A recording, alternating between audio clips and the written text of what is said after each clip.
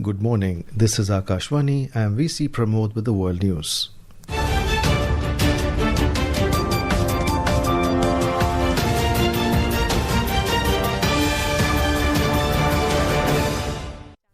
The headlines. Prime Minister Narendra Modi says India is continuously expanding its space sector in new global order. External Affairs Minister Dr. S. Jaishankar to embark on a two-day visit to Russia today. Canada to impose retaliatory tariffs on United States as trade talks collapse.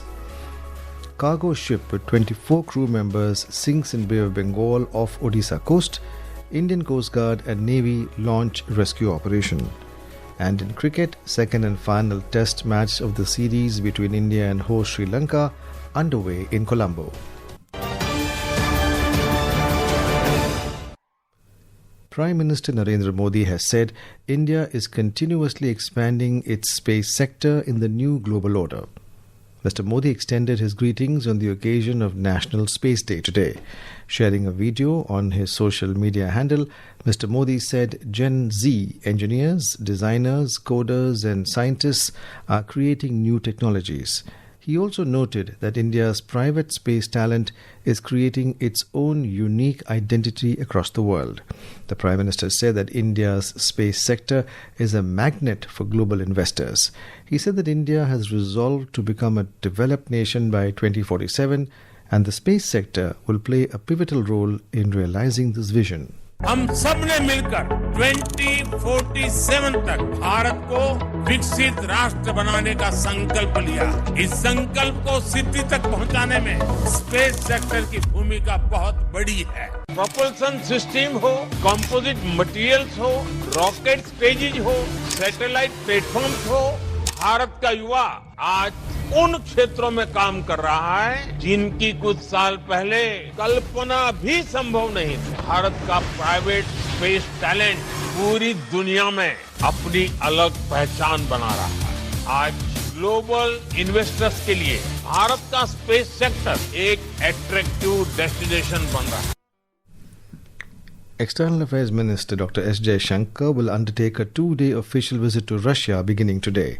The minister will co-chair the 27th session of the India-Russia Intergovernmental Commission on Trade, Economic, Scientific, Technological and Cultural Cooperation. During the visit, Dr. Jaishankar will also meet Russian Foreign Minister Sergei Lavrov and exchange perspectives on regional and global issues. India is hosting the BRICS Sports Ministers meeting in Visakhapatnam, Andhra Pradesh today as part of its BRICS Chairship 2026. Union Minister for Youth Affairs and Sports Dr. Mansukh Mandavia, along with sports ministers and heads of delegation from all 11 BRICS member countries, will attend the meeting. A report.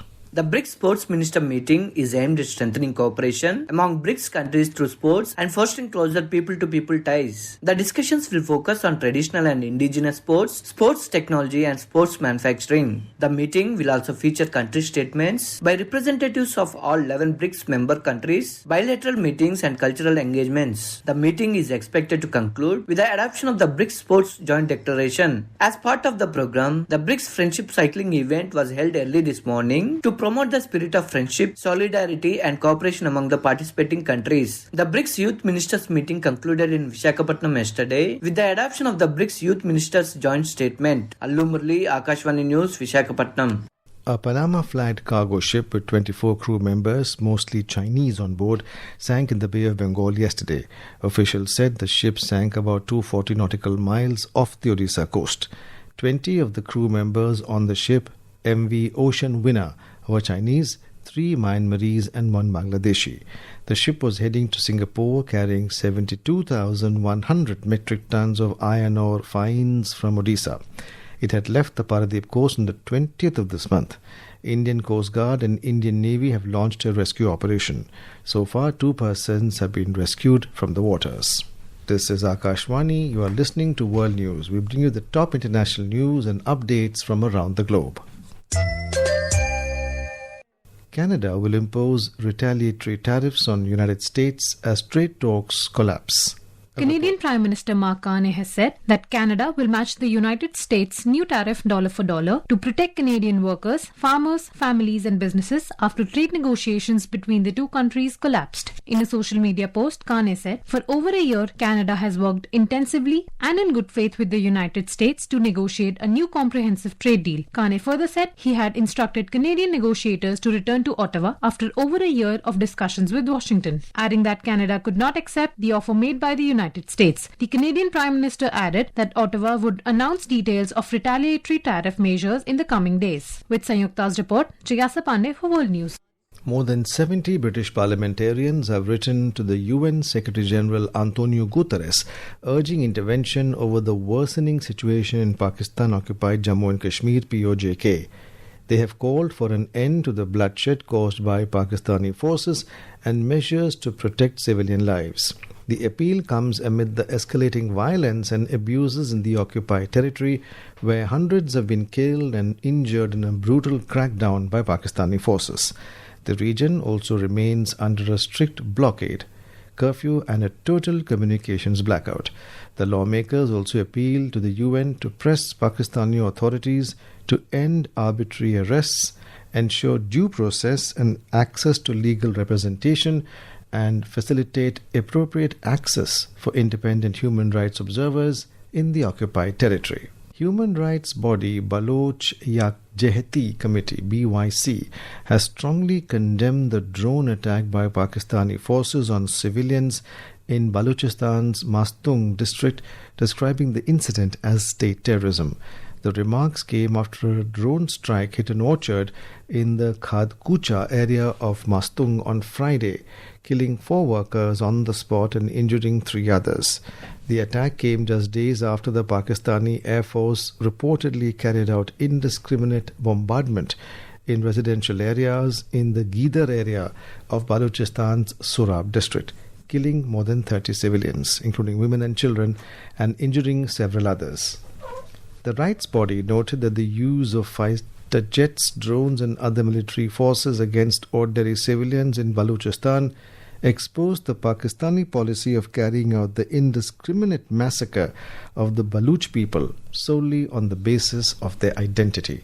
Iran's Secretary to the Supreme National Security Council, Mohsin Razai, has warned neighboring countries against joining the United States economic campaign against Tehran, saying such participation would lead Iran to consider them enemies. In an interview, Razai said Iran is not seeking escalation but warned that Tehran would respond if neighboring countries supported Washington's economic pressure measures.